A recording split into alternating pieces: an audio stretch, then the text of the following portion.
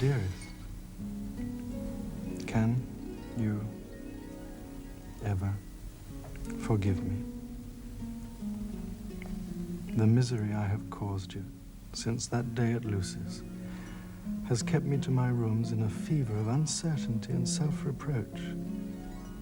Oh, Maggie, if only you had not given me that long look of love after I kissed you. It has burnt itself into my soul so that no other image can come there, and I am still filled with a selfish passion.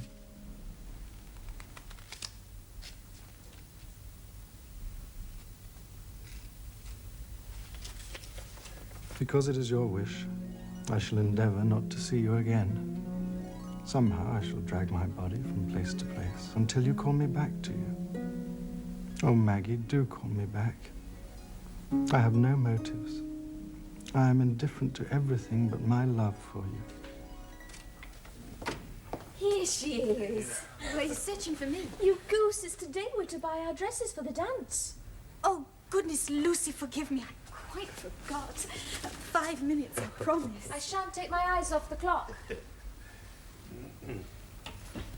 Papa? Yeah, I know that tone. You're about to try and coax some more sovereigns out of my pocket. Maggie says that poor Tom can think of nothing but getting back the mill, Papa. She fears it might make him unwell. Well, it was Uncle's last wish, you know, that he must get the mill back. I've been talking to Philip Wakem, Papa, and he tells me his father is losing money on the mill. He thinks he might perhaps be in the mood for selling. Well, why don't you buy the mill, Papa? And where would I find the money for that, when I have an expensive dance to prepare for? Not your money, silly. Let guests buy it and allow Tom to manage it and pay off bit by bit. Why should Wakem sell to guests, knowing that a Tolliver would be back in harness? I thought of that. Oh, you did? I think Philip could help if I talked to him again. And why should Master Philip care what happens to the Tollivers? I have reason to be sure that he does. At least about one of the Tollivers. What mischief are you up to, Lucy? Trust me. Well, if young Philip will keep his counsel, I dare say no harm will come of it. And I might have a word with Wakem Senior.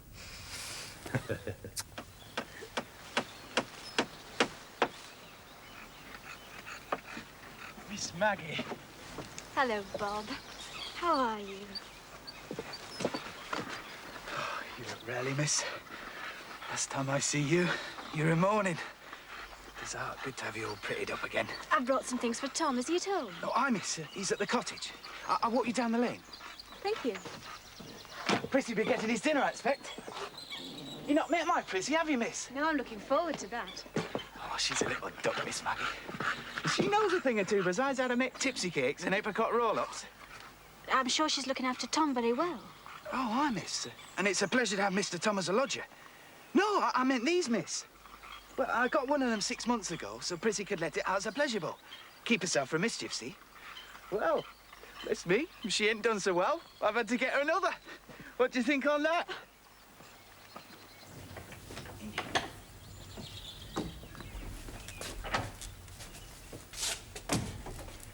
See who I brought, Prissy? Ma'am?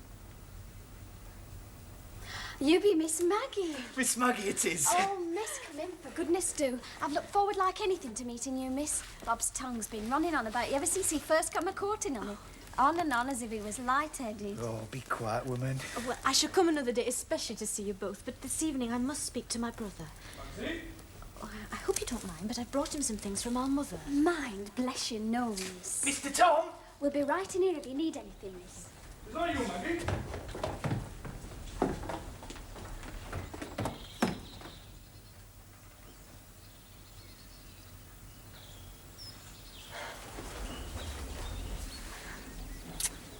Oh, Tom, it is good to see you again. All these weeks and not a visit from you. Oh, I thought you were still vexed with me. I stayed away in case I made you angry. Oh, Maggie, that all happened many months ago. It upset me very much to have to say the things I did to you. I'll try and be as good a brother as I can, you know. Oh, I know, Tom, dear. I know you mean to be good. I've missed you very much. I've missed you too. Anyway, you've always vexed me, you spitfire. Hey, do you remember when you let all my rabbits die? Oh, will you ever let me forget? Aye. We were happy then, weren't we, Maggie? In those days. We were very happy. Daddy, do you remember how you always had to hold my hand if Mother was watching, even 100 yards from the river? Well, she never seemed to understand that you were much more likely to fall in than I. And a sticky little hand it usually was and all. Tom, have you received an invitation from Lucy for Thursday next? Oh, aye, it came last week. Well, you are coming to the dance, aren't you? I'm afraid not, no. Uncle Dean's sending me to Newcastle for a week's business. Oh, Tom, Lucy will be so upset. Oh, is that the reason for this special visit, then? An emissary from our fair cousin? Not exactly, although it is about the dance that I came. You see, Lucy has also invited Philip Wakeham. Tom, for almost a year now I've kept my promise to you. I haven't even seen Philip, let alone spoken to him. Now it seems inevitable that we shall meet at Lucy's dance. There should be no necessity for you to speak to him, even then. I wish to speak to him. I see.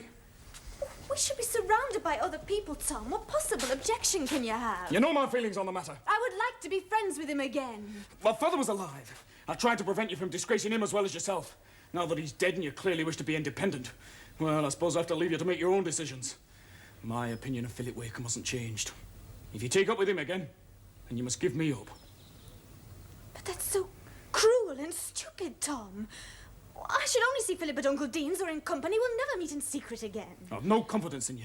How can you say that when I've kept my word to you all these months? Look, haven't you got sense enough to see that a brother who's been out and about in the world knows better what's right and respectable for his sister than she knows herself? I have sense enough to know I'm entitled to command my own life. What right have you to dictate to me whom I should or should not see? Dear God, woman, I've the right because I love you. You're my only sister. Look, I know you think I'm not kind to you, but I only do what I believe to be best. Tom, dear, I know that. But our natures are totally different. Well, you just don't seem to understand that things affect me differently. Oh, yes, I do. I understand only too well. But what you don't seem to understand is my objection to your association with a man whose father must hate the thought of us both. Our father's last act on this earth, it was to beat Wakeham within an inch of his life. Look, if I intended to marry Philip, I might understand your attitude better. But I don't think of him as a lover, Tom, only as a friend. The very thought of you associating with Philip Wakeham is disgusting to me in every way. Then there's nothing more to be said.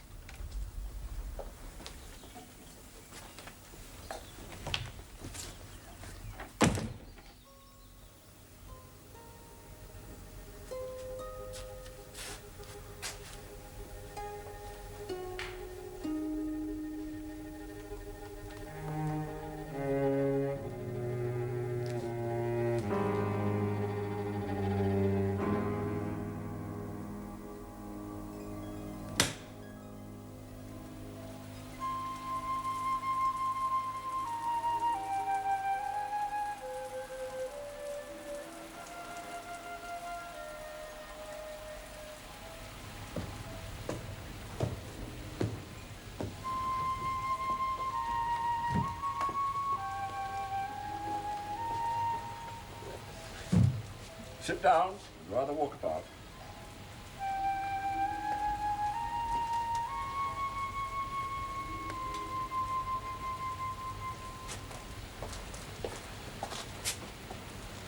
She's much handsomer than this, I think. Not a good likeness. She has much finer eyes. Yes. And a deuced fine figure, too. You've seen her. Of course I've seen her.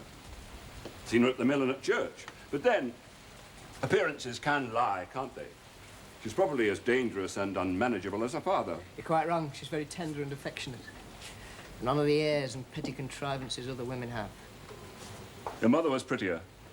I don't remember. No. It's 1,000 pities I had no likeness of her. Were you and Mother never unhappy? Not for one single hour.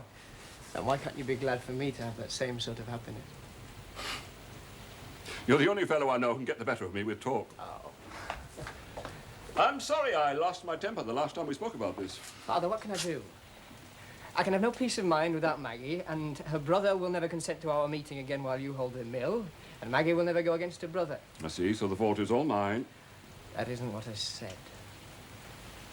Do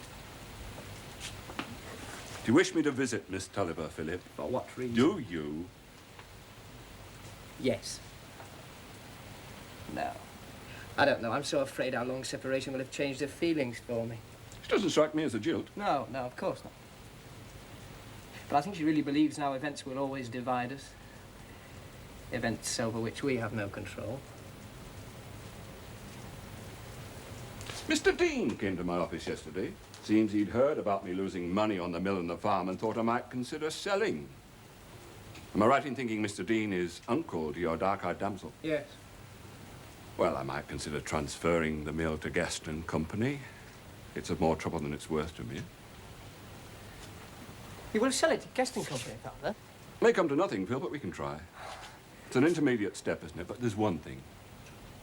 If you care to swallow Tom Tolliver for his sister's sake, that's your business. I'm afraid I've no source to make him go down so easily. I shall have no transactions with him at all over the sale. I don't wish to see him or even to speak to him. Will you speak to Mr. Dean, Father, tomorrow, first thing? First thing. Thank you, Father.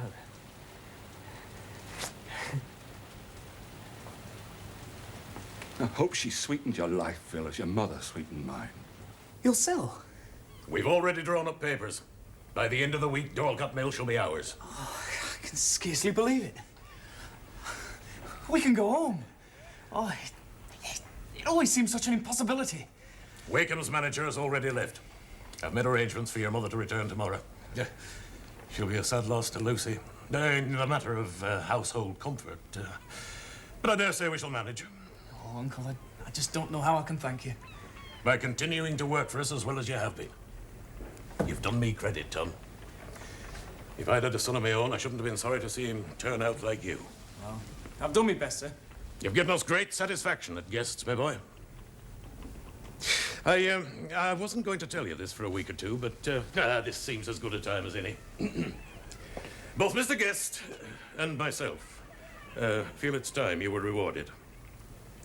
We've decided to give you a share in this business, and we'll be glad to increase that share as the years go by. This is a great stride for you, but I'm bound to say you deserve it. I'm most grateful, sir. We can go into particulars when you get back from your Newcastle trip. Yes, sir. It's a nasty place. It's very smoky.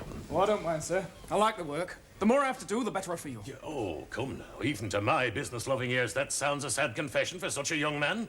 Why, you'll be taking a wife one day soon. Oh, I think not, sir. Well, time will tell, eh? Oh, does Maggie know yet? About the mill? Well, I haven't told her, but I have a suspicion from something Lucy said that young Philip Wakeham's regard for Maggie might have something to do with his father's changing his mind about selling. Well, if that twisted runt expects me to be grateful, he's going to be disappointed. Now, Tom, you're as bad as your father. Make allowances, boy. Swallow that pride. You want the mill back, don't you?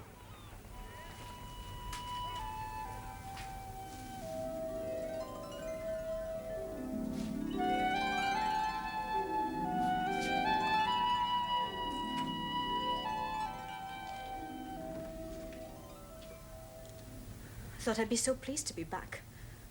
But it doesn't feel like home at all. It seems so strange and neglected, doesn't it? It's Father's house and we're back in it. That's all that matters. Tom, now that we're back together again, can we not forget our differences, if only for Mother's sake? Do you still intend to go to Lucy's dance? Yes. Then we have nothing further to say to each other.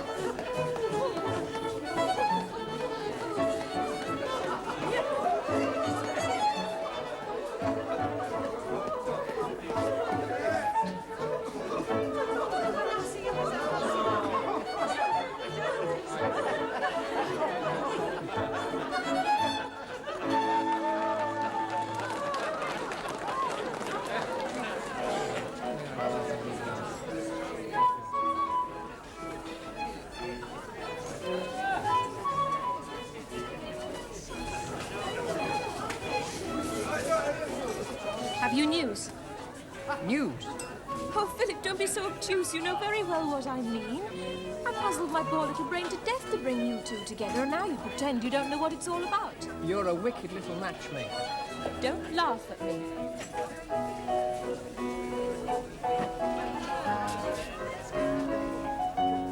You're going to adore Maggie like a husband in a fairy tale, and we're going to be the most charming quartet in St. Ogg's.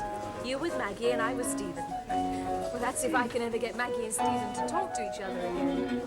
She is so beautiful. She's the most beautiful girl in the whole county. You've simply got to marry Maggie. I've quite made up my mind. Oh, I've not spoken a word to her all evening. But you've been here a whole hour. Yeah, so is that terrible fellow Torrey. He's not given her a moment's peace all evening. He does seem to be fatiguing his face muscles more than usual. I think it's the new eyeglass. No, I think it's Maggie. But I shall soon put a stop to that. You must go to the conservatory and wait. Am I indiscreet? Don't joke, just do as I say. I'm being at my most severe. And if there's anyone in the conservatory, you must make them leave. How? Oh, Philip, don't be tiresome. Be subtle. Tell them the building's on fire. Dear Lucy, you'll never govern well. If that's severity, I could never believe it. Go to the conservatory.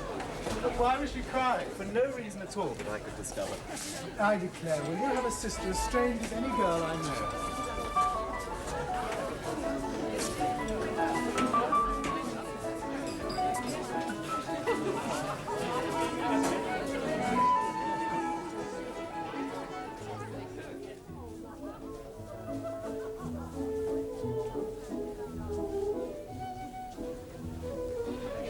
I can hardly credit so much time has passed since I last saw you. Have I changed so little? You're far more beautiful. My dear, dear friend. Oh, I've missed you so much. And this meeting now, does it mean your brother's changed his mind about me? No, Tom still feels the same. But I no longer care. I should have resisted him a long time ago. And there's nothing to hinder our being friends again, meeting and talking. Until I go away. I shall be leaving the district, Philip, very soon. I have a new situation to go to. Is there no alternative? Now that your family's back at the mill... I don't wish to live with Tom. That would be intolerable now. I wish to be independent. Oh, Maggie, why do you always seem to run away from the people who love you most? Love seems to bring nothing but pain, Philip. All I want to do now is build a world for myself outside it, as men do. What is the matter, Maggie? Won't you tell me? Has something happened I don't know about? Lucy assumed your unhappiness was due to our separation, but now we're together again and you're still unhappy. Is this something even she doesn't know about? Oh, Philip. Is there someone new? Someone you're very fond of? Trust me, Maggie, I shall understand. There's nothing. But just my silly imagination. Come, let us find somewhere to sit down and you shall tell me all the things you've done since we last spoke. Come, please.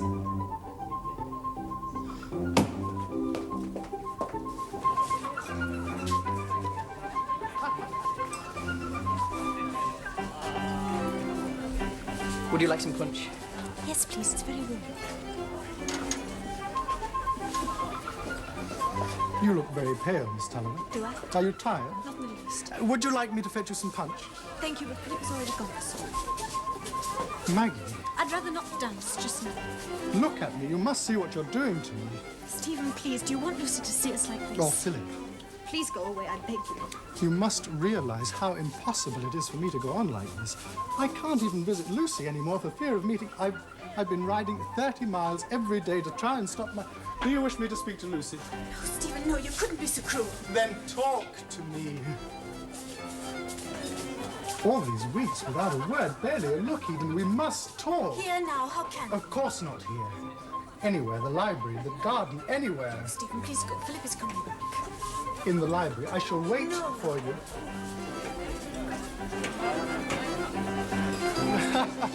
Hello, old fellow. Are you well, Stephen? I've seen nothing of you this season. Hardly my fault. I must have scampered up those damn stairs to your painting room at least a dozen times since Christmas. You're never in. Really? I'm sorry. Perhaps you should come down to earth. Meaning what, exactly? Only that I wish you conduct yourself less like a sparrow on the roof and not go in and out so much without letting your servants know. Those stares are enough to embitter any friendship. Why are you staring? Have those splendid raspberries stained my chin? You have an interesting face, Stephen. I've been studying your expression quite closely this evening. Oh, really? I'm very flattered and surprised. I could have sworn you've been studying Miss Tulliver. Natural mistake. You've been standing very close to her for a good deal of the evening, haven't you? Really? Because Lucy asked me to be civil to her? However, Miss Tulliver has a habit of snubbing... You damned liar and hypocrite!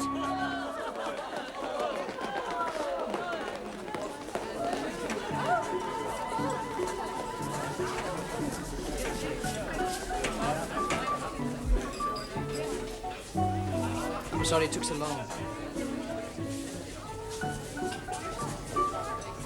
I saw you talking to Stephen Guest. Yes, I was thanking him for being so amiable towards you during my absence. He's usually so aloof, but I could see he was quite animated with you. Shall we sit?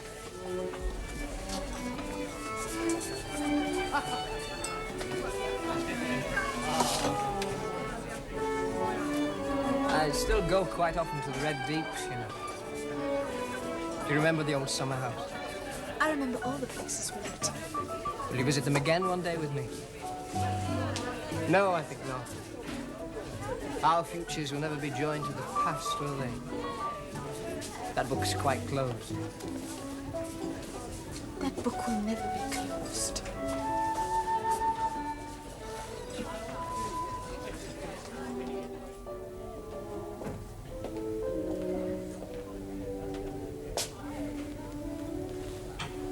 Very well, now we shall talk. I came in here to hide, Stephen. I don't wish to discuss anything with you. Please let me go. I want no chatter from you about ungentlemanly conduct or insulting behaviour, Maggie. I'm past caring about your woman's dignity. Now, you're not leaving this conservatory until I finish what I have to say. Then say it.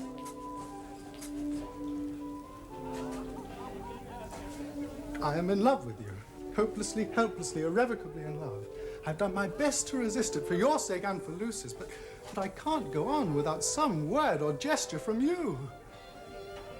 Oh, have you no pity or consideration? I am in love with you with my whole heart and soul, and if I were free, I'd beg you to take my hand, my life, my whole future, and do what you liked with them. But you're not free, and I would die rather than hurt Lucy. There's only one pain I'd feel more keenly than harming Lucy, the pain of knowing that you felt nothing at all for me but contempt. I think no evil of you, Stephen.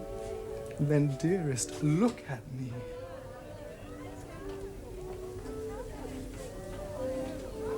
Even if Lucy did not exist, I have other ties. You're not engaged to Philip Wakem. I don't mean to marry anyone else. Maggie, I want to hear you say that you love Philip more than you love me. Say it! Love is natural, Stephen, but surely pity and faithfulness are natural too. If I were to give in now and go with you, the thought of what we were doing to Philip and Lucy would live with me for the rest of my life. I'd be haunted by the suffering we caused them, and because of that our own love would be poisoned. Then you do love me? I think I've loved you from the moment I first saw you. And like you, I've done everything in my power to resist it. I can bear anything now, dearest.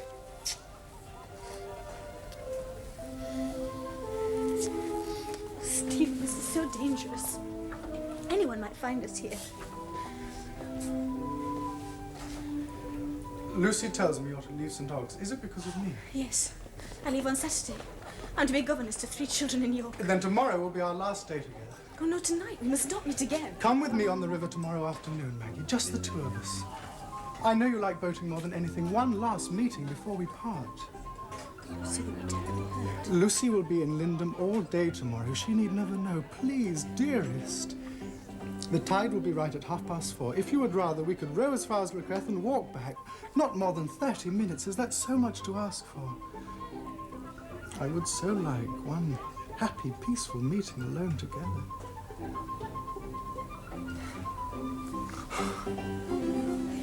Stephen, please go now. I think I'll stay here for a while. Tomorrow, then? Yes.